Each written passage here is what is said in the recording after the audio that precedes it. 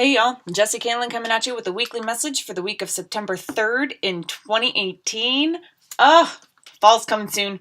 Fall's coming soon, the 22nd, I think, which is the deadline for my book. So if you would like to support the writing and the channel, you can get a personal reading or a healing Reiki session, both descriptions and instructions for those services, which are both psychic services through me, and that will be explained down in the information box below. You can also join me on Patreon for monthly contributions in exchange for personal services, and you can also get Facebook and Instagram for daily card pulls and such. So that's like a nice little taste of the flavor of the day, and let it, try to keep your head out the clouds sort of deal. And of course, energy exchange donations are always very, very grateful. Very, very welcomed. All right, so I will see y'all for your individualized message. Hello, Leos, and those drawn to this message. For all of y'all, we have the Messenger Oracle by Ravine Fallon this week. So let's see what's going on here. I'm sensing a clear-headedness, which requires a balance in the lower frequency chakras, the root, solar, sacral, that area. So this deck, having a good balance between light and dark, I'm sure we'll be speaking about balance in the way you need. So let's see. 2 more. Final breath with me, y'all.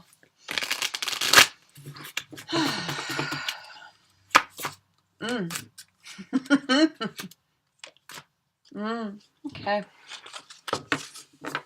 So, do not fear the unknown is your overall tone. We cannot possibly know it all. Even the prophets knew that. They only spoke what they knew to be true. All right? No human being, no matter how divine, can know everything. It's a human condition.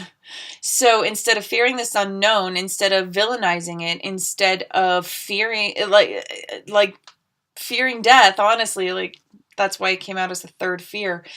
It's just like a counterintuitive waste of energy.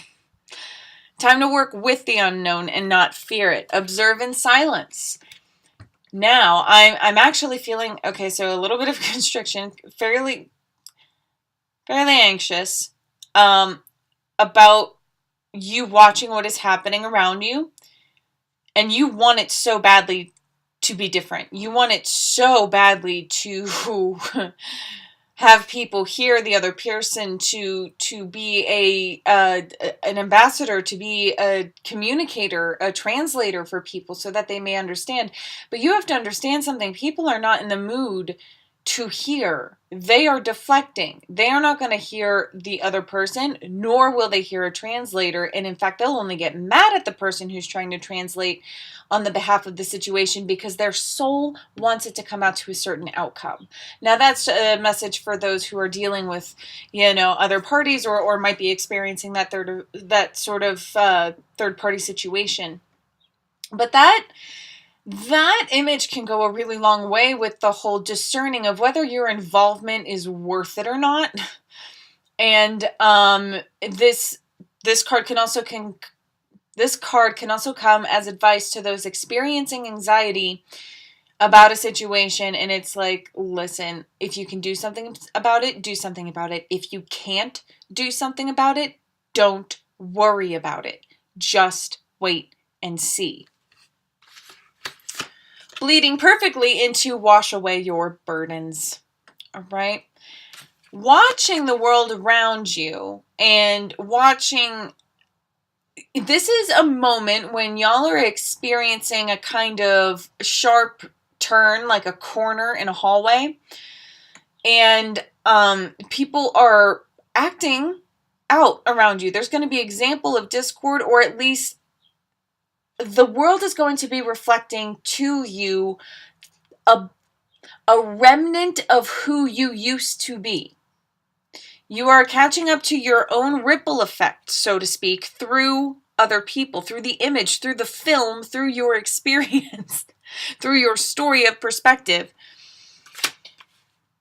You're going through this movie, you're going through this life, and you do not owe anyone anything. There is no obligation to anyone except yourself. Yeah, very powerful crown chakra. It feels like a waterfall hitting the crown chakra, cleansing your thoughts, really and truly dousing your thoughts with divine love and realization that the universe will always provide for you. Why? Because you are the universe. Because you are watching yourself play out in other parts of expressions of life. And when you realize that everyone has space on this earth, you may realize going to where you've never been before might replace that which you are getting rid of.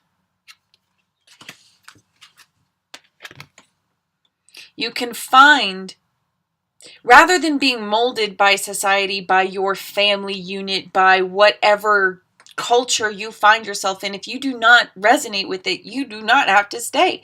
There is room for everyone on this earth, and it is natural. I tell ya, it is natural for a grown person to decide to flee the coop or decide to leave the herd. See you later. I'm going to go find, my own kind of people. It happens all the freaking time. So if that's what you're experiencing in one realm or another, because it can also be translated to career, right? If you're thinking about changing jobs, it's like, oh my God, why do these people bother me so much? Wait, it's really not about me, is it? I can go where I want to. Point being, there is more potential in the unknown than there could possibly be in the known. You add to the collective consciousness, you co-create your own future, and it happens in the spaces that are invisible and unseen and vastly misunderstood. To create a culture of consumerism. They do that intentionally to the masses. The family that holds all the money and shit. Oh, I am a conspiracy theorist, and I am allowed to be. I'm protected. I am no threat at all to the government. I am protected under the Constitution with free speech and all that. So, I'm a weirdie, and I hope you love me. There it is, y'all. Take care. Rock on. I love you for loving yourself, and you know where to find me.